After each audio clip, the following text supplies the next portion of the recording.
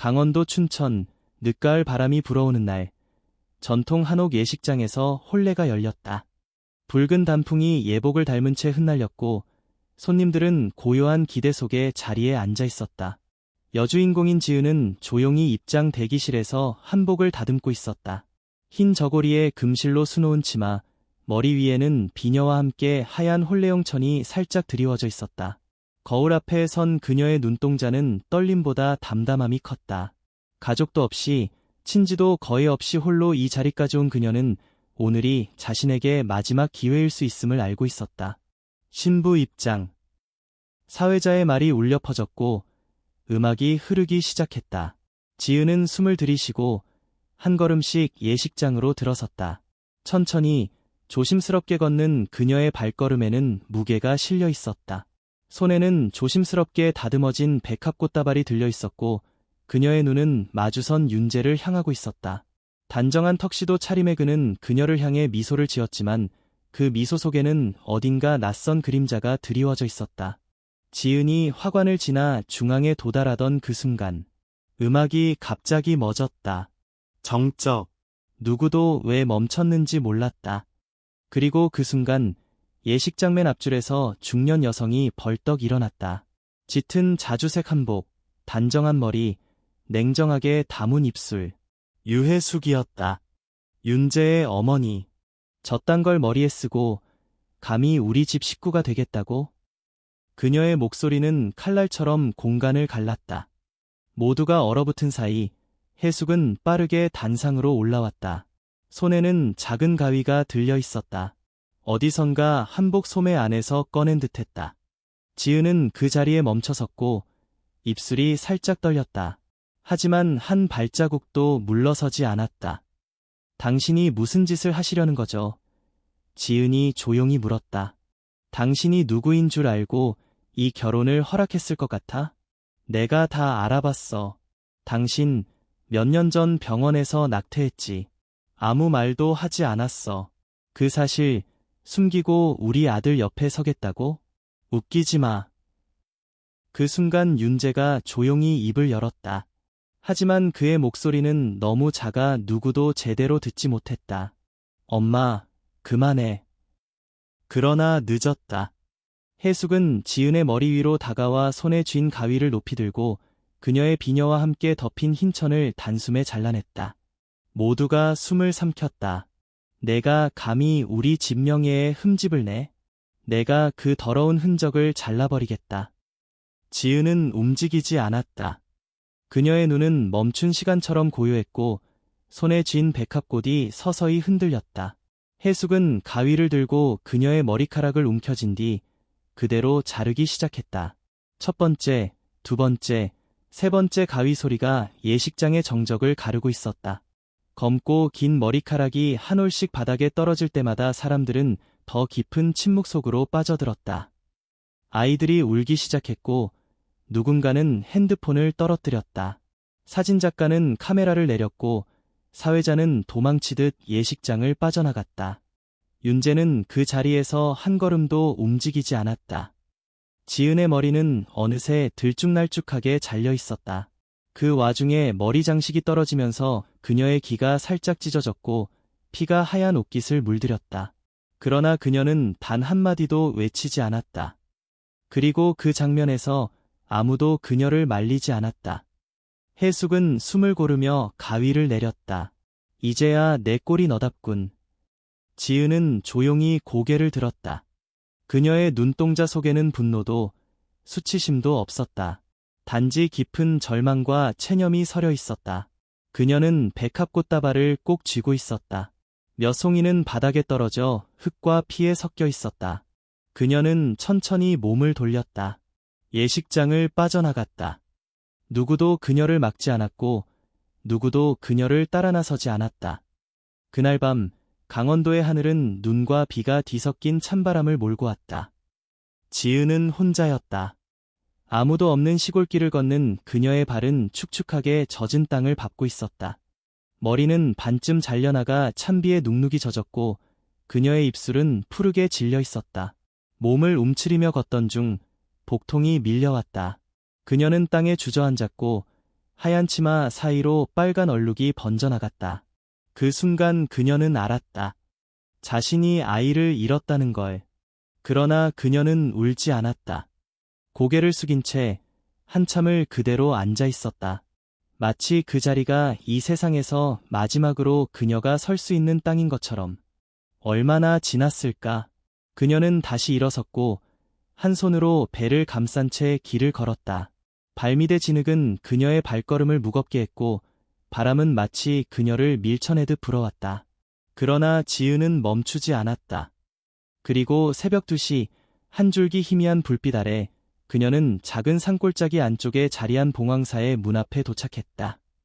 나무로 된 문은 굳게 닫혀 있었지만 안에서 은은한 향냄새가 흘러나왔다. 그녀는 조용히 문에 손을 얹고 한 번 더 망설이지 않고 밀었다. 문은 삐걱거리며 열렸다. 지은은 마룻바닥에 무릎을 꿇고 천천히 불단 앞에 이마를 대었다. 아무 말도 하지 않았다. 기도도 하지 않았다. 그저 머리를 숙였다. 세상이 그녀를 버렸을지라도 이곳만큼은 잠시 쉬어갈 수 있기를 바라며. 봉황사 안에는 여전히 고요가 흐르고 있었다. 촛불은 바람 한 점 없는 공간에서 살짝 흔들리고 있었고 나무바닥은 오래된 숨결처럼 미세하게 삐걱거렸다. 지은은 불단 앞에 무릎 꿇은 채 그대로 앉아 있었다. 그녀의 한복은 진흙과 피로 얼룩졌고 손에 쥐고 있던 백합은 이미 형체를 잃은 채 바닥에 흩어져 있었다. 머리칼은 반쯤 잘려 들쭉날쭉하게 흘러내렸고 비에 젖은 채로 그녀의 뺨에 붙어 있었다. 그녀는 울지 않았다. 하지만 그 고요는 오히려 눈물보다 더 많은 것을 말하고 있었다. 새벽이 다가오고 있었다. 하늘은 아직 어둡고 산새조차 울지 않았다. 스님들은 아직 기상 전이었다. 봉황사의 뒷마당에는 찬 이슬이 맺히고 있었고 나뭇잎 끝에서는 작은 물방울이 떨어져 돌 위에 소리를 남겼다. 그때였다. 누군가의 발소리가 조심스럽게 다가왔다. 작은 걸음, 느린 호흡. 그것은 이절의 최고령 스님, 범주 스님이었다. 그녀는 아침 공양을 준비하기 위해 부엌 쪽 창고로 향하던 중 불단 앞에 고요히 앉아있는 누군가를 발견했다. 범주 스님은 아무 말 없이 조용히 가까이 다가가 그녀를 바라보았다. 그녀는 젖은 옷차림, 핏자국이 선명한 치마, 들쑥날쑥 잘린 머리, 바닥에 떨어진 하얀 백합꽃다발, 그리고 손에 쥐고 있는 플라스틱빗 하나를 본 순간 아무것도 묻지 않아야 함을 알았다. 그대는 쉼을 찾고 있습니까? 아니면 시작을 찾고 있습니까? 스님은 부드럽게 물었다. 지은은 고개를 천천히 들었다.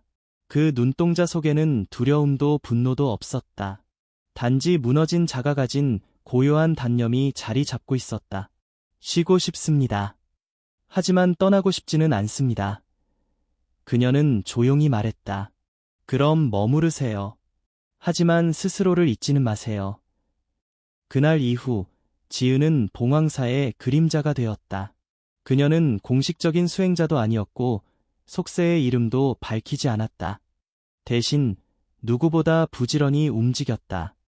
새벽 5시, 종이 울리기 전에 그녀는 일어나 마당을 쓸었다. 낙엽 하나하나를 주워 담았고 작은 대야에 물을 길어 부엌의 바닥을 닦았다. 누가 시키지도 않았지만 지은은 스스로 맡은 일처럼 그 일을 했다. 스님들도 그녀에 대해 말이 없었다. 처음엔 몇몇은 조심스럽게 물었다. 어디서 오셨나요? 무슨 일로 여기까지? 그러나 그녀는 고개를 숙일 뿐 말하지 않았다. 그러자 이내 아무도 묻지 않았다. 사람들은 그녀를 그 여자라고 불렀다. 처음엔 낯선 여자, 그 다음엔 조용한 여자, 그리고 몇 주 후 아이들이 붙인 별명으로 모두가 부르게 되었다. 갈대 언니. 아이 하나가 어느 날 그녀가 빨래를 하던 모습을 보고 말했다. 언니는 갈대 같아. 바람에 흔들려도 안 부러져. 그 말에 다른 아이들이 동의했고 스님들도 그 이름을 받아들였다. 지은은 처음엔 놀랐지만 아무 말 없이 받아들였다. 그렇게 그녀는 봉황사의 갈대 언니가 되었다. 하지만 그녀는 단지 청소만 하지 않았다. 그녀는 아이들에게 글씨를 가르치기 시작했다. 처음엔 절 근처를 떠돌던 아이 한 명, 버려진 듯한 눈빛의 아이였다. 지은은 그 아이에게 다가가 물었다. 이름 쓸 줄 아니? 아이는 고개를 저었다. 그럼 내가 가르쳐 줄게. 그녀는 창고에서 오래된 나무 판자를 꺼냈다. 연등 작업에 쓰고 남은 하얀 분필 조각을 손에 쥐었다. 그리고 땅에 무릎을 꿇고 을썼다. 아이는 눈을 동그랗게 뜨고 그녀를 바라보았다. 다음 날 또 다른 아이가 따라왔다. 그 다음 날은 할머니가, 그 다음은 중학생 아이가. 그녀의 앞에 작은 교실이 생겨났다. 벽도, 칠판도, 책상도 없었다. 마당 한쪽, 나무 아래, 돗자리를 깔고 나무판을 올려둔 그 공간이 그녀의 교실이었다. 지은은 매일 1시간씩 그들에게 글자를 가르쳤다. 이름 쓰는 법, 숫자 읽는 법, 간단한 문장 만들기. 그녀는 웃지 않았지만 아이들이 글자를 처음 써보며 기뻐하는 모습을 보며 눈이 조금씩 풀려가는 것 같았다. 그러던 어느 날 그녀가 글씨를 가르치는 모습을 한 노신도가 몰래 사진으로 찍었다. 사진 속 그녀는 머리가 짧게 깎인 채 낡은 회색 옷을 입고 작은 손으로 나무판에 글자를 쓰고 있었다. 아이들은 둘러앉아 있었고 그중 한 명은 그녀를 바라보며 해맑게 웃고 있었다. 그 사진은 SNS에 올라갔고 생각보다 빠르게 퍼지기 시작했다. 스님인가요? 교사인가요? 아니면 그냥 천사인가요? 라는 제목과 함께 며칠 사이 수천 개의 댓글이 달렸다. 왜 저런 분이 절에 있지? 저런 눈빛 본 적 없다.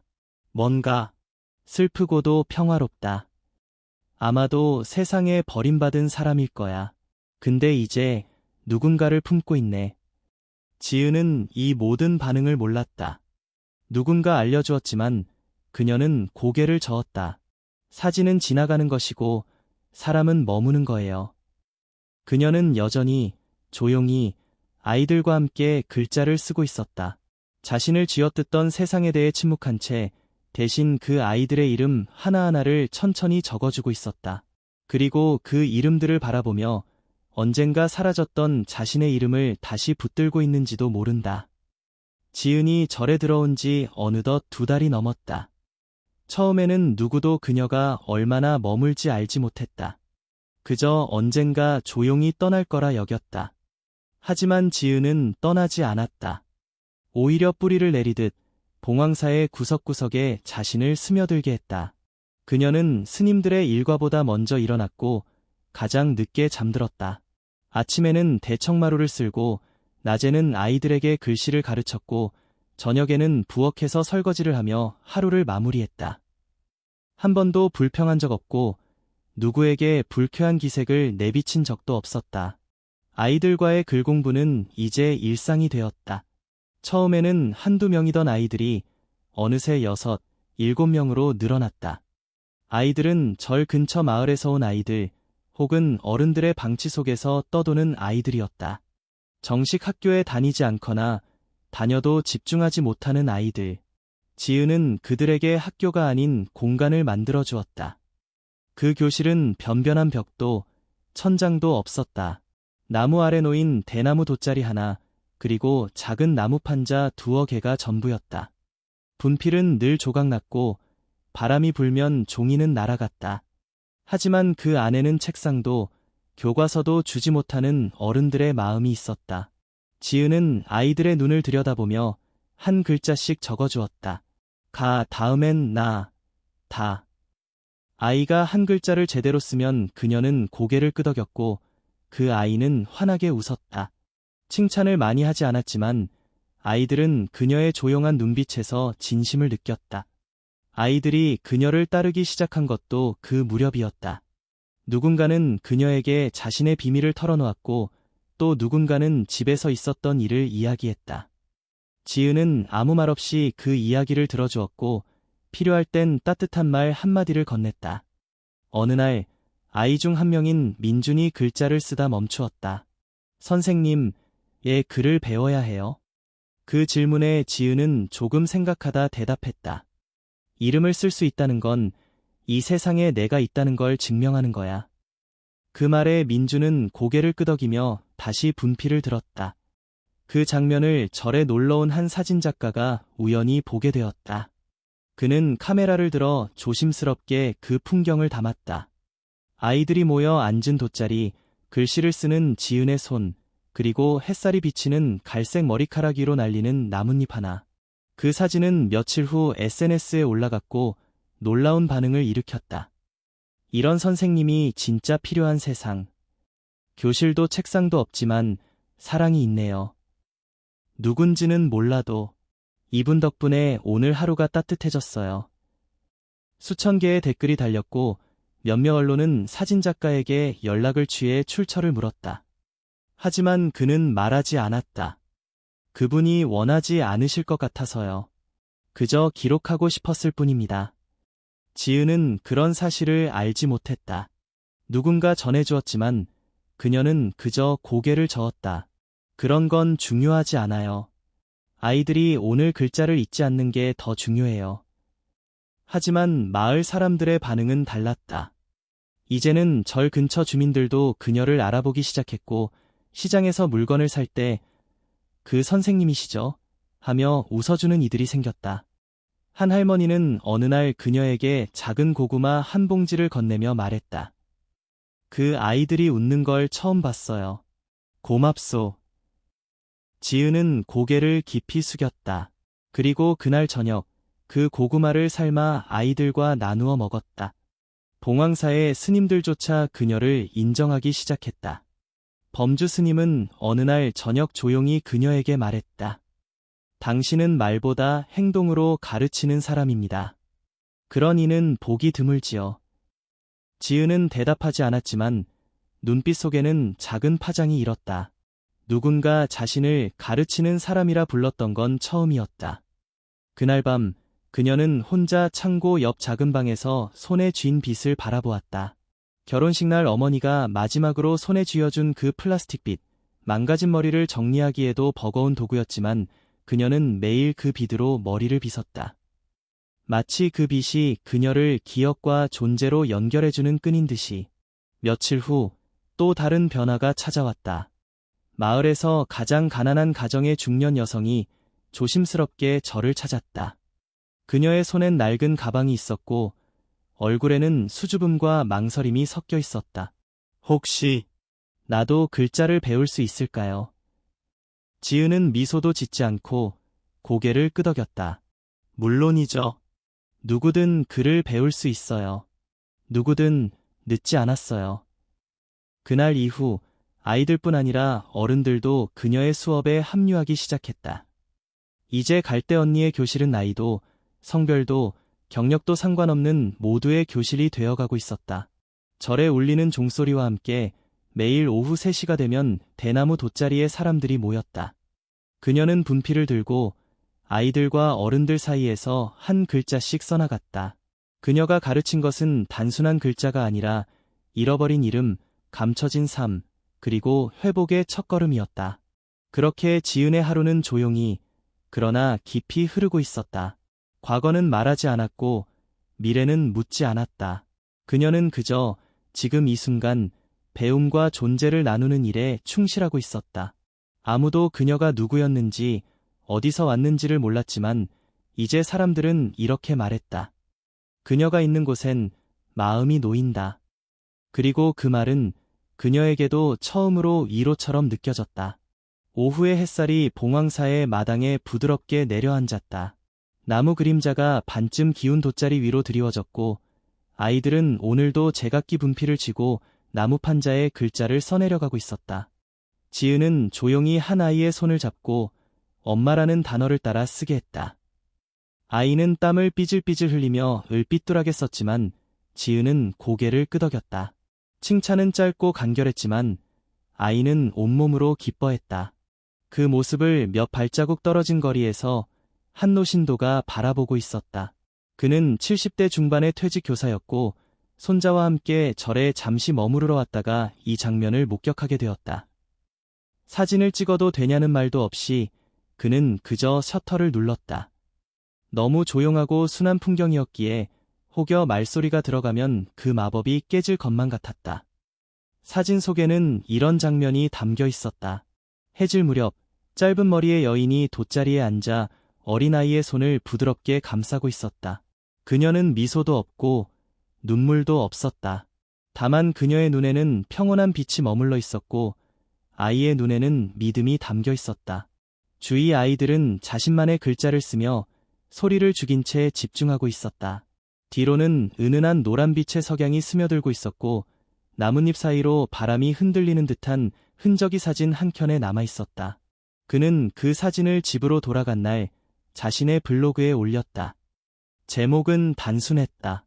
교실도 이름도 없는 선생님. 그리고 아래에는 짧은 설명이 적혀 있었다. 매일 오후 강원도 외진 절마당에서 아이들에게 글을 가르치는 한 여인이 있습니다. 이름도 모릅니다. 스님도 아닙니다. 그냥 조용히 앉아 분필을 쥐고 글자를 씁니다. 말도 많지 않고 웃음도 크지 않습니다. 그런데 그 곁에 선 아이들이 가장 많이 웃습니다. 그 글은 예상 외의 속도로 퍼져나갔다. 사진 하나가 수천 개의 공유를 기록했고 사람들은 댓글을 달기 시작했다. 이런 선생님이 내 아이에게도 있었으면. 울컥하지. 그냥 사진인데. 지금 이 시대에 가장 필요한 사람, 조용히 빛나는 사람. 혹시 저분 누구 아픈 사연이 있는 분 아닐까요? 하루 이틀 사이 바람 속에 선생님이라는 별명이 붙여졌고 인터넷 포털 사이트에는 봉황사, 갈대언니, 미상의 교사 등의 검색어가 상위에 오르기 시작했다. 기성 언론도 뒤늦게 주목하기 시작했다. 지역 방송국은 사진작가에게 연락을 시도했고 기자들은 절의 위치를 물으며 직접 방문하려 했다. 하지만 봉황사의 스님들은 한결같이 입을 닫았다. 그분은 조용히 사는 걸 원합니다. 그 말에 몇몇 기자들은 돌아갔지만 어떤 이는 끝내 절까지 찾아와 스님들을 설득했다. 그러나 스님들보다 더 단호한 이는 바로 지은이었다. 그녀는 취재 요청이 들어왔다는 말을 듣고 처음으로 감정을 드러냈다. 그 사진이 어디까지 갔나요? 많은 사람들이 봤어요. 감동했다고 하더군요. 제가 감동을 주고 싶은 마음으로 한 일이 아닙니다. 아이들이 집중할 수 없는 환경이 되면 저는 수업을 멈출 겁니다. 그녀는 단호했다. 평소 말수가 적던 그녀였기에 그 말의 무게는 더 컸다. 결국 스님들과 마을 주민들도 그녀의 입장을 따르기로 했다. 외부의 관심은 선을 넘지 않기로, 취재는 거절하기로, 그리고 누구도 그녀의 진짜 이름이나 과거를 묻지 않기로. 하지만 세상의 관심은 쉽게 꺼지지 않았다. 한 익명의 네티즌이 커뮤니티 게시판에 글을 올렸다. 저 선생님, 혹시 윤가 아들이 결혼식 올리려던 그 여자 아닐까요? 나 아는 분이 그날 예식장에 있었거든요. 머리 잘린 여자. 기억나시는 분?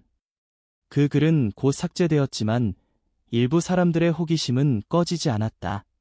몇몇 사람은 예식장의 CCTV를 찾으려 했고 일부는 결혼식 당시의 사진을 찾아내려 했다. 소문은 돌고 돌았다. 그 이야기는 결국 아주 조심스럽게 윤재의 어머니 유혜숙의 귀에까지 들어갔다. 그녀는 아침 식사를 마치고 조간신문을 넘기던 중 TV 뉴스에서 사진을 보았다. 짧은 인터뷰와 함께 조용히 아이들에게 글을 가르치는 무명의 여성이라는 자막이 깔려 있었다. 사진을 본 순간 그녀는 그 자리에 얼어붙었다. 이 얼굴. 머리는 짧고 옷은 검소했으며 피부는 햇볕에 그을려 있었다. 하지만 혜숙은 한눈에 알아봤다. 지은이었다. 그녀는 핸드폰을 집어들었고 곧바로 윤재에게 전화를 걸었다. 지은이다. 내 결혼식 날 그 아이 살아있었다. 윤재는 잠시 말을 잇지 못했다. 어디 계신 건데요? 절에 있어. 강원도 어딘가의 산속절, 아이들을 가르치고 있대. 아무 말도 없이. 전화는 끊겼고 그날 밤 혜숙은 잠을 이루지 못했다. 그녀는 자신의 손으로 잘라낸 머리카락, 찢어진 귀걸이, 피 묻은 백합, 그리고 떠나는 지은의 뒷모습을 떠올렸다. 그리고 지금 모든 것을 잃은 그 아이가 남의 아이들을 가르치고 있다는 사실이 오히려 자신을 더 부끄럽게 만들고 있었다. 지은은 여전히 세상의 관심과는 상관없이 하루를 살고 있었다. 글자를 배우는 아이들의 손끝에서 그녀는 자신이 다시 살아있다는 감각을 느끼고 있었다. 사진 속의 바람 속 선생님은 조용히 존재했지만 이제 그 존재는 세상을 흔들기 시작했다. 그리고 그 흔들림은 곧 과거를 뒤흔드는 폭풍의 시작이 될 터였다. 늦가을의 끝자락, 봉황사에 이례적인 폭우가 내렸다. 기상청에서는 산간지방에 호우 경보를 발령했고 절 앞개울은 이미 범람 직전이었다. 산길은 미끄럽고 진흙탕이 되었고 대웅전의 기와 지붕에서도 빗물이 급하게 떨어졌다. 지은은 마당에 깔아놓았던 돗자리와 나무 판자들을 챙기고 있었다. 바람이 점점 거세지고 있었고 아이들이 오지 않을 것을 알면서도 그녀는 그 자리를 정리했다. 마치 누군가를 기다리듯 그날도 그녀는 수업을 멈추지 않았다. 그때였다. 절 입구 쪽에서 누군가 다급하게 문을 두드리는 소리가 들렸다. 지은은 급히 뛰어가 문을 열었다. 비에 젖은 노파 한 명이 안겨있는 아이를 품에 안은 채 서 있었다. 아이는 온몸이 젖어 있었고 입술은 푸르게 질려 있었다. 눈은 감긴 채 숨소리마저 희미했다. 이 아이가 숨이 이상해요. 고열에 숨을 못 쉬어요. 지은은 망설이지 않았다. 곧장 아이를 받아안고 문간에 놓여있던 자신의 야른 비옷 하나를 걸쳤다. 스님들이 말리기도 전에 그녀는 산길을 향해 뛰기 시작했다. 비는 세차게 내리고 있었다. 산길은 진흙으로 가득했고 바위와 낙엽이 엉켜 있었다. 한 걸음 한 걸음이 미끄러웠고 그녀의 신발은 금세 진흙에 빠져 벗겨졌다. 맨발이 되었다. 차가운 돌멩이가 발바닥을 찔렀고 그녀는 몇 번이나 넘어졌다. 하지만 품에 안긴 아이를 단단히 감싸 안은 팔은 단 한 번도 풀리지 않았다. 조금만 더 버텨줘. 그녀는 속삭였다. 바람이 그녀의 머리를 때렸고 비가 얼굴을 핥히었다. 머리칼이 짧아 비옷 속으로도 물이 스며들었다. 한참을 달리다 그녀는 돌무더기에 걸려 넘어졌다. 그대로 바닥에 구르며 무릎이 바위에 부딪혔다. 무릎에서 피가 터져나왔고 그녀의 옷자락은 붉게 물들기 시작했다. 그러나 아이는 여전히 미동이 없었다. 지은은 일어났다. 통증에 숨이 멎을 듯했지만 그녀는 이를 악물었다. 양팔로 아이를 가슴에 끌어안고 다시 길을 나섰다. 몇 분 뒤 그녀는 결국 산 아래 작은 보건소 앞에 도착했다. 비틀거리는 몸으로 문을 열고 들어가자 근무 중이던 간호사가 깜짝 놀라 뛰쳐나왔다. 아이 숨을 제대로 못 쉬어요. 지은은 거의 쓰러지듯 아이를 안긴 채 바닥에 주저앉았다. 전신은 젖어 있었고 피로 얼룩진 무릎에서는 여전히 피가 흐르고 있었다. 입술은 하얗게 질려 있었고 손은 떨리고 있었다. 간호사는 급히 아이를 안고 응급조치를 시작했다. 지은은 그 모습을 바라보며 바닥에 털썩 주저앉았다. 아무 말도 하지 않았다. 눈도 감지 않았다. 그저 아이의 가슴이 오르내리는지 다시 숨을 쉬는지를 끝까지 지켜보고 있었다. 그날 밤 보건소에 있던 한 보호자가 이 장면을 사진으로 찍었다. 머리 짧은 여성이 피투성이가 된 무릎으로 바닥에 앉아 가쁜 숨을 쉬며 아이를 안고 있는 장면이었다. 사진은 온라인 커뮤니티에 올라왔고 빠르게 확산되었다. 정체불명의 여성이 생명을 구했다. 본인은 다쳐도 아이부터 살렸다. 이름도 관계도 밝히지 않았다. 그리고 어떤 댓글이 달렸다. 이건 단순한 선생님이 아니다. 저건 진짜 어머니다. 이후 이 사진은 비속의 교사, 강원도 봉황사의 천사 등으로 불리며 수많은 기사에 실렸다. 일부 방송국은 이 여성을 찾습니다라는 기획을 준비했고 기자들은 다시 저를 찾기 시작했다. 그러나 지은은 다시 고개를 저었다. 제가 한 일은 특별한 일이 아닙니다. 아이가 위급했고 누구라도 그렇게 했을 겁니다. 하지만 모두가 알았다. 그 상황에서 누구나 할 수 있는 일은 아니었다. 자신이 피를 흘리면서도 그저 아이의 호흡만을 바라보던 그녀의 모습은 평범한 본능이 아니었다. 마을 주민들은 그녀를 더욱 신뢰하게 되었다. 그녀가 더는 갈대 언니로만 불리지 않고 사람들은 입을 모아 이렇게 말했다. 그 사람은 진짜 선생님이에요. 어머니보다 따뜻한 마음을 가진 사람. 그 사건 이후 그녀의 교실은 더 많은 이들에게 알려졌다. 어른들이 자발적으로 교재를 가져다 주었고 아이들도 더 열심히 참여했다. 봉황사의 스님들은 그녀를 더 이상 임시 거주자가 아닌 공동체의 일부로 받아들이기 시작했다. 범주 스님은 어느 날 조용히 그녀에게 물었다. 그 아이를 안고 산을 내려올 때 무서웠습니까? 지은은 고개를 저으며 대답했다. 무서운 건 그 아이가 눈을 다시 못 뜰까 봐서였어요. 다른 건 생각도 안 났어요. 그리고 그녀는 자신도 모르게 처음으로 웃었다. 아주 미약한, 그러나 분명한 미소였다. 그 미소는 봉황사에 있던 누군가가 처음 본 지은의 생기였다. 그날 저녁, 그녀는 다친 무릎에 약을 바르며 작은 빗을 꺼내 들었다. 어머니가 주고 간 그 낡은 플라스틱 빗. 그녀는 손으로 머리카락을 넘기며 조용히 혼잣말을 했다. 엄마, 나 괜찮아졌어. 조금은. 비는 그쳤다. 밤하늘에 별이 떠 있었고 절의 풍경은 다시 고요해졌다. 그리고 지은의 삶은 또 한 걸음 전진하고 있었다. 자신을 위해서가 아니라 이제는 누군가를 지키기 위한 존재로. 유해숙은 그날 이후 밤마다 같은 꿈을 꾸었다. 하얀 예복을 입은 여자가 자기 앞에 서 있었다. 머리는 반쯤 잘린 채였고 손에는 피 묻은 꽃다발을 들고 있었다. 그 여자는 아무 말도 하지 않았지만 눈동자만은 끊임없이 그녀를 바라보고 있었다. 그 눈 속에는 원망도 분노도 없었다. 오히려 더 무서웠다. 그 눈에는 아무것도 없었다. 그녀는 잠에서 깨어날 때마다 땀에 흠뻑 젖어 있었다. 베개는 젖었고 손은 이불을 쥔 채 굳어 있었다. 침대 옆에 앉아 거울을 바라보며 그녀는 자신의 눈이 서서히 늙어간다는 걸 실감했다. 가슴 깊은 곳에서 무언가가 자꾸만 말라가고 있었다. 그녀는 한동안 자신에게 그 일이 정당했다고 믿으려 했다. 나는 아들을 지킨 거야. 그런 여자는 우리 집에 들어올 수 없었어.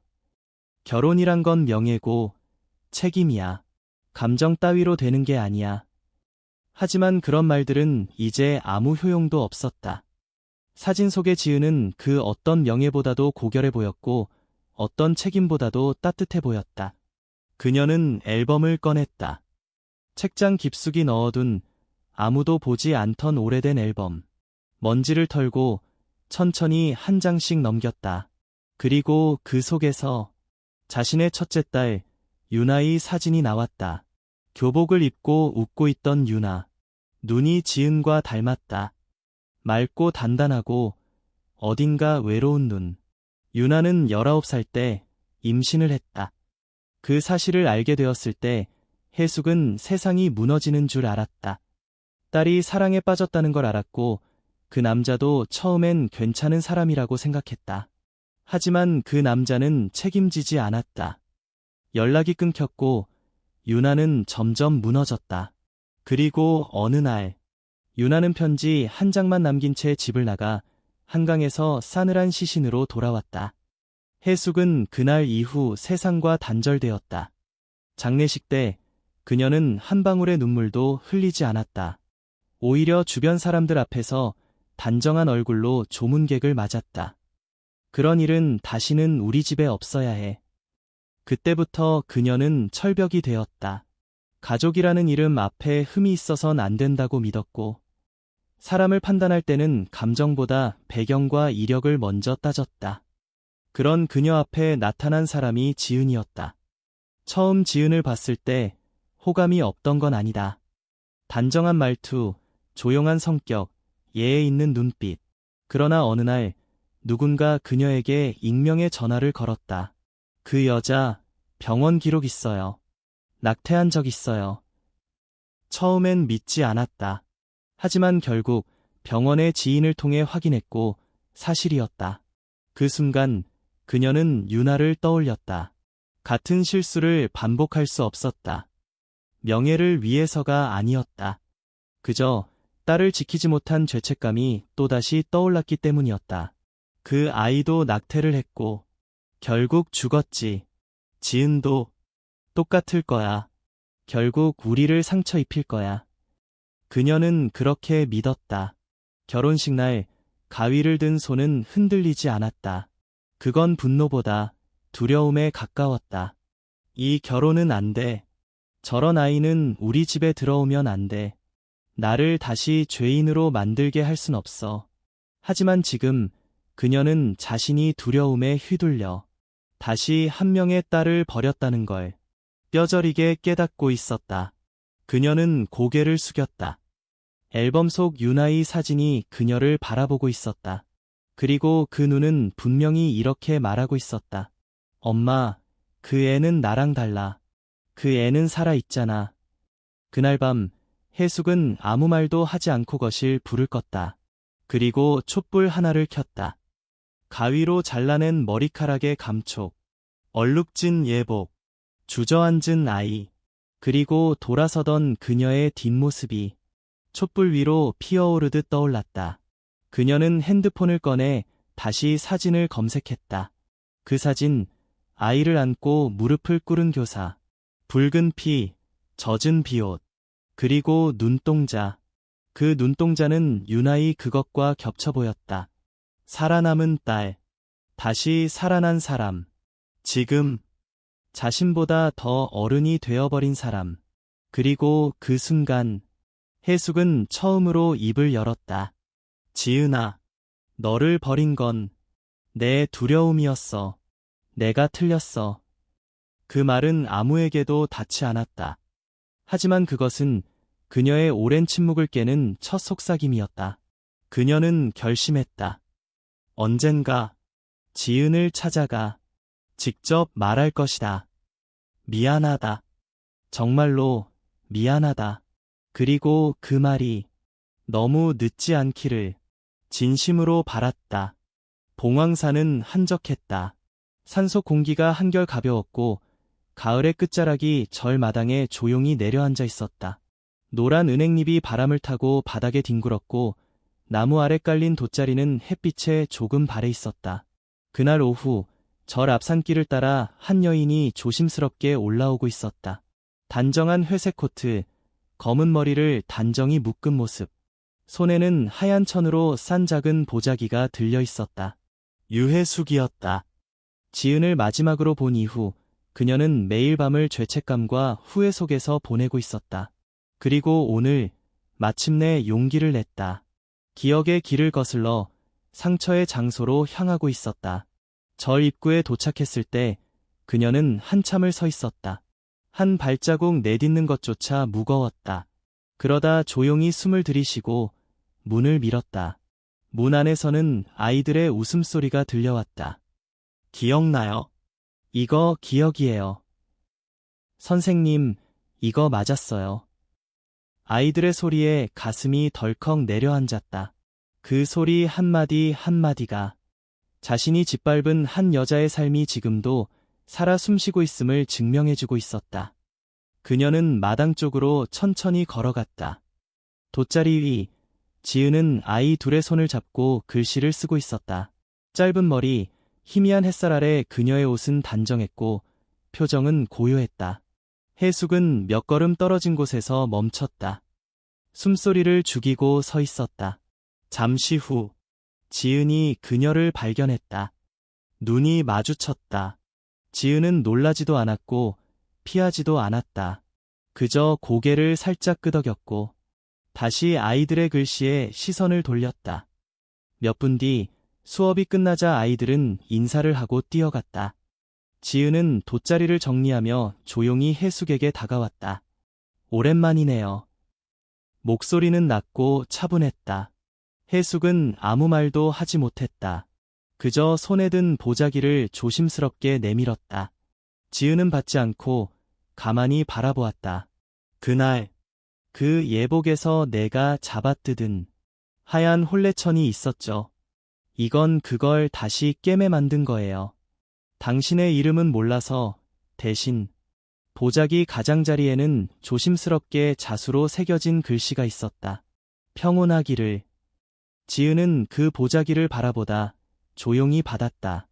늦었다는 걸 알아요. 해숙이 말했다. 내가 했던 말, 했던 행동들 다 정당하지 않았다는 걸 이제야 알아요.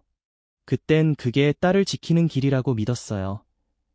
지은은 한동안 아무 말이 없었다. 그러다 천천히 입을 열었다. 저도 예전엔 누군가를 지키려고 거짓말을 한 적 있어요.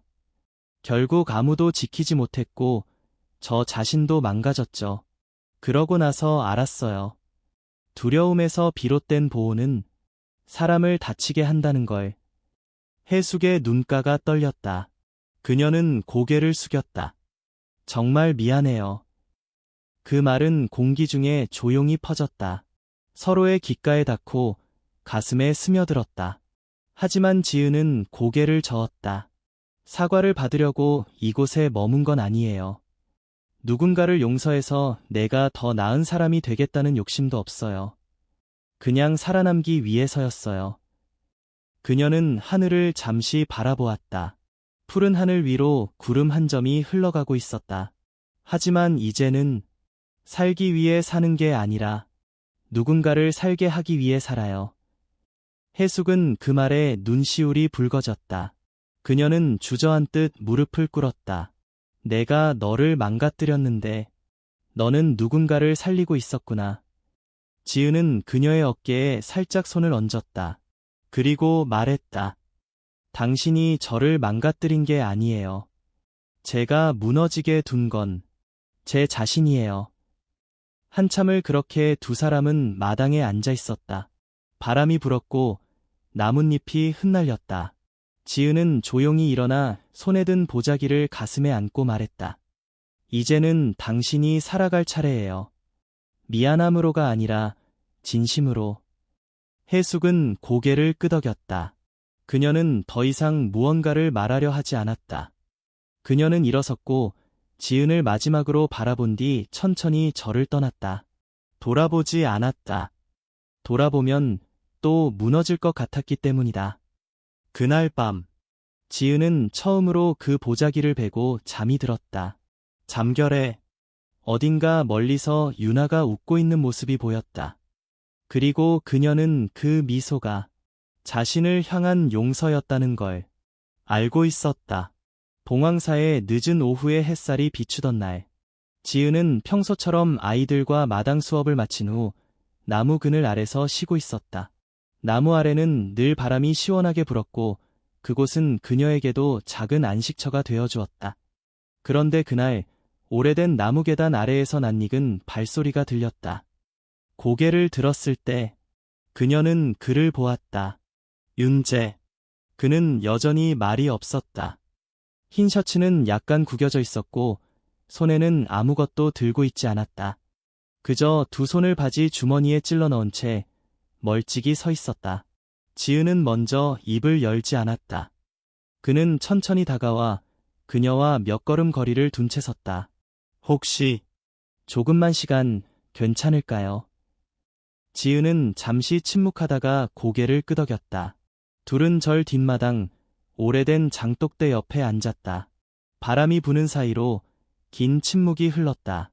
윤재가 먼저 말을 꺼냈다.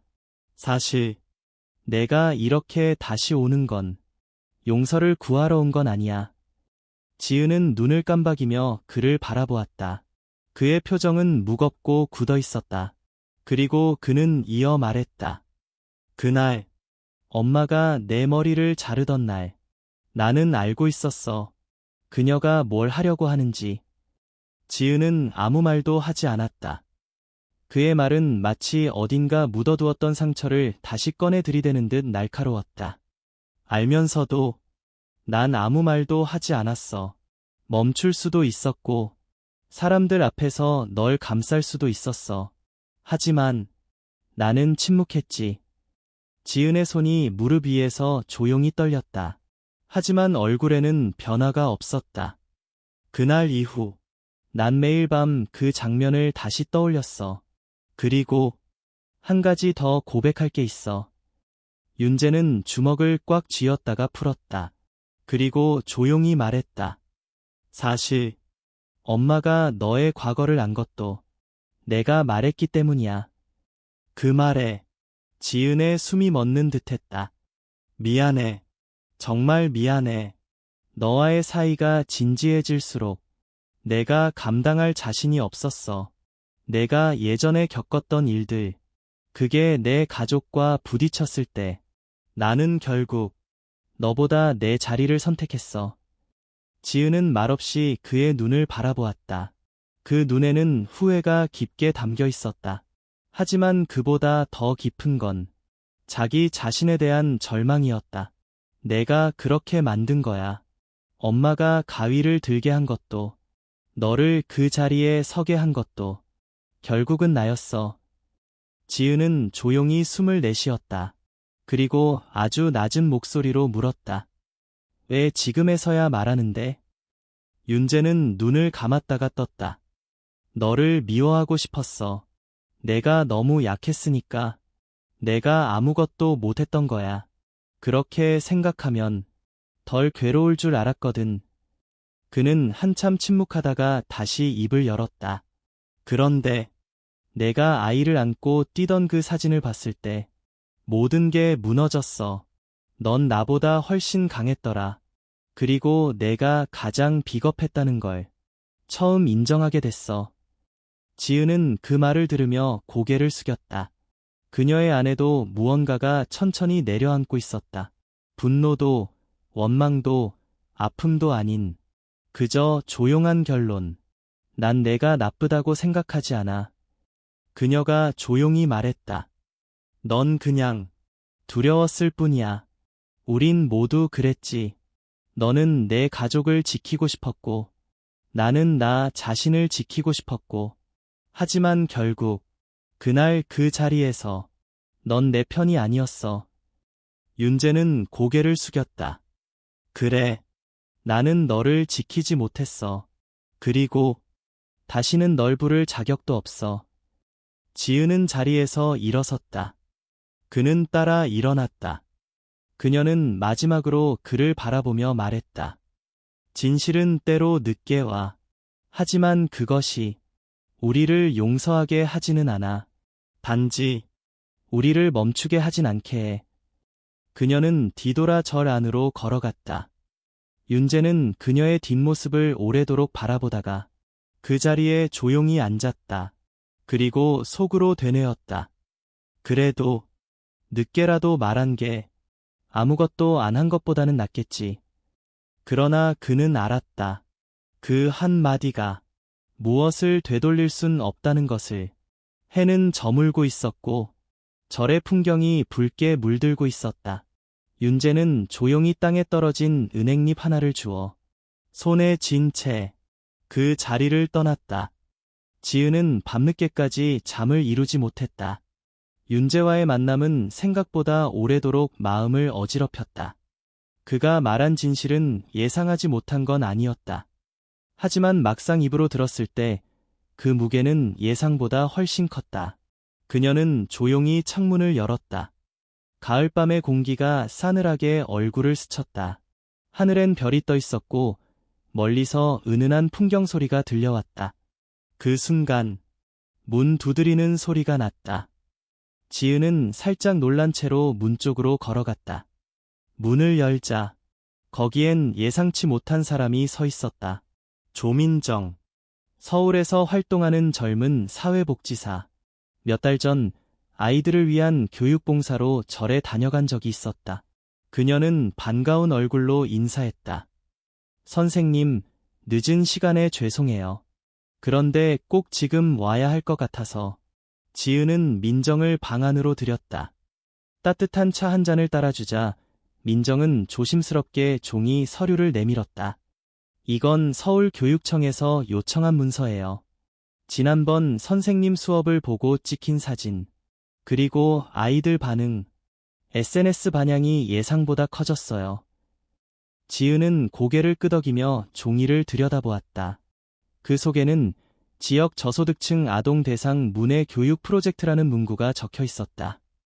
저희가 제안드리고 싶은 건 선생님이 이 프로젝트의 첫 정식 교사로 서울에서 활동해 주시는 거예요. 지은은 놀란 얼굴로 민정을 바라보았다. 제가요? 민정은 단호하게 고개를 끄덕였다. 네. 이 절에서의 활동이 얼마나 큰 영향을 줬는지 다들 알고 있어요. 아이들에게 글자를 가르친 것만이 아니라 삶을 가르쳤잖아요. 지은은 말이 없었다. 손끝이 서류 위를 천천히 훑고 있었다. 그녀에게 이곳은 단지 일하는 공간이 아니라 살아남은 흔적이자 다시 태어난 터전이었다. 선생님, 물론 서울은 복잡하고 시끄럽고 이곳처럼 고요하지 않아요. 하지만 그곳에도 선생님을 기다리는 아이들이 있어요. 지은은 눈을 감았다. 긴 시간 동안 그녀는 자신이 다시 세상으로 나갈 자격이 없다고 생각해왔다.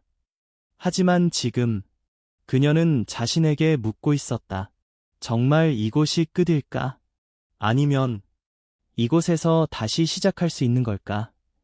그녀는 조심스럽게 물었다. 얼마나 생각할 수 있을까요? 민정은 웃으며 대답했다. 천천히 생각하세요. 하지만 우린 믿어요.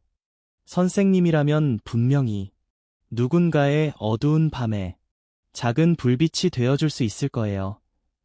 민정이 떠난 후 지은은 오랫동안 차를 시키며 앉아 있었다.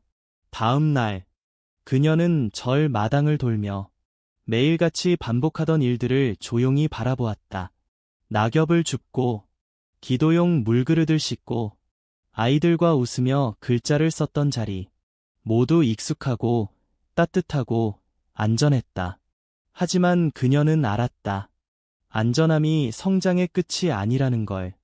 오히려 어쩌면 지금이야말로 그녀가 세상으로 다시 나가야 할 때였다. 오후가 되어 그녀는 스님을 찾아가 인사를 드렸다. 스님, 저 잠시 서울에 다녀오려 합니다. 스님은 말없이 그녀를 바라보았다. 그 시선 속엔 모든 걸 알고 있는 듯한 평온함이 있었다. 그대가 준비됐다면 세상이 그대를 기다릴 거요. 스님은 짧게 말씀하셨고 그 말이 지은의 등에 작은 바람을 실어주었다. 며칠 후 지은은 작은 가방 하나에 필통과 몇 권의 노트를 담았다. 절을 떠나는 날 아이들이 마당 끝까지 나와 그녀를 배웅했다. 선생님, 서울 가면 꼭 편지 써주세요.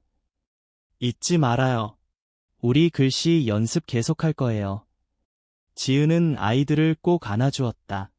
그리고 마지막으로 저를 돌아보며 속삭였다. 고마워요. 나를 다시 사람으로 만들어줘서. 서울행 버스 안. 지은은 창밖을 바라보았다. 도시가 가까워질수록 심장은 더 세차게 뛰었다. 하지만 이번에는 그 떨림이 두려움이 아닌 설렘이었다. 그리고 그녀는 마음속으로 다짐했다. 이번엔 내가 누군가의 시작이 되어줄 거야. 서울은 여전히 복잡했다. 버스와 사람, 전광판의 불빛과 어지러운 소음 속에서 지은은 조용히 한 구석에 서 있었다. 서울역을 빠져나와 지하철을 타고 그녀는 조민정이 소개해준 작은 문화센터 앞에 도착했다. 희망 배움터. 유리문에 적힌 그 이름이 유난히 따뜻하게 느껴졌다. 문을 열고 들어서자 작은 교실이 하나 보였다. 그 안엔 초등학생부터 중학생까지의 아이들이 옹기종기 앉아 있었다. 아이들은 선생님의 등장에 고개를 들었고 지은은 가볍게 인사했다. 안녕하세요. 앞으로 여러분과 글자를 함께 배울 선생님이에요. 제 이름은 한지은입니다. 잠시 정적이 흐른 뒤 한 아이가 손을 들었다. 선생님 머리가 짧아요. 지은은 웃었다. 그 웃음엔 과거의 아픔도 부끄러움도 담겨 있지 않았다. 응, 맞아.